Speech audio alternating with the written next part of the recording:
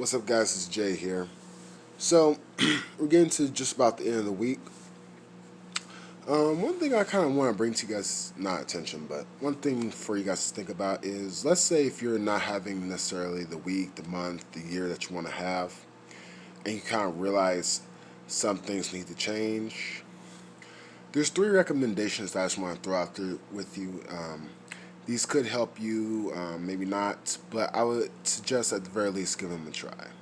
So the first thing I would do is make a note of all the problems you've been having, whether they be recent, whether it be over the past week, or however long it's been. Start listing out the problems that you've been having, whether it be staying on track with your habits, you're having financial difficulties, academics are struggling, whatever it is. I say make a full listing of all your problems. And then once you have them down, just begin the process of looking at them from a logical standpoint, saying, okay, what's the fact of the matter? And then seeing, okay, what are some possible solutions to begin tackling it, at the very least, a little bit at a time. Just a little bit. You don't have to solve all your problems at once, but just having them down on paper and making some type of plan in order to tackle them is going to give you a sense of control over your life and it's going to empower you to move forward. Second thing I recommend is double down on your good habits. So, oftentimes when we get off track in life, we start losing control of our habits. We don't get up on time, or we're not in a routine that allows us to really function throughout the day to be our best and to perform at our highest level. So I say make a list of habits. It doesn't have to be like 10 different habits on productivity or whatever.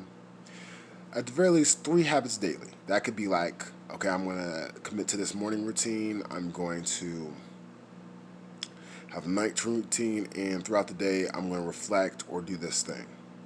Like I said, you don't have to make it complicated.